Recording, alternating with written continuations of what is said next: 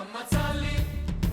Nell'anno 700 a Burbe Condita si riposava a casa Giulio Cesare, s'alzava solamente panna a tavola, abbacchio, scottadito e baccalà.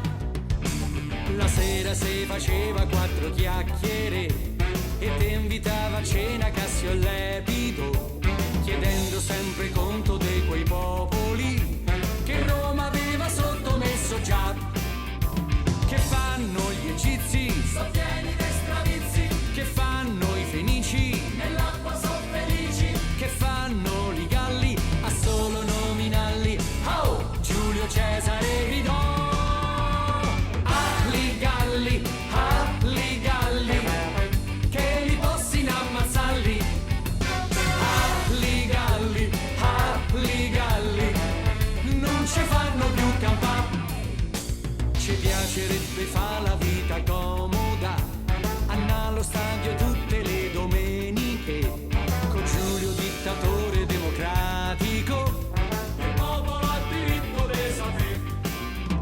Che fanno i greci? Avanzo pasta e ceci. Che fanno gli assiri? Sta fermi da preciri. Che fanno i galli? A solo nominarli. Oh! Giulio Cesare gridò.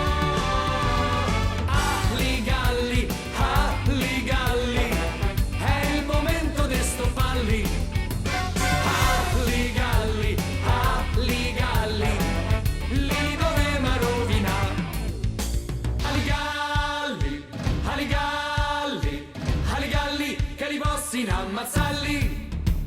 Abbiamo fatto a pezzi già Cartagine e rispedito a casa il prode Annibale. Adesso tocca a te Vercingetorige, con i romani non se può scherzare. Che fanno i persiani? Ci battono le mani. Che fanno i traci? Ci mandano le paci. Che fanno i galli? A solo nominarli. Oh! Giulio Cesare gridò. Ah, li galli, che li possino ammazzarli.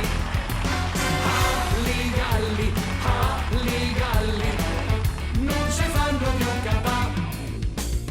Ah, li galli, è il momento di stopparli. Ah, li galli,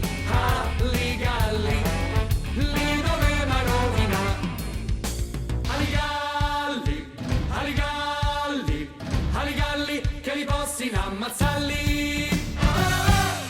Aligalli! Gianni Davoli!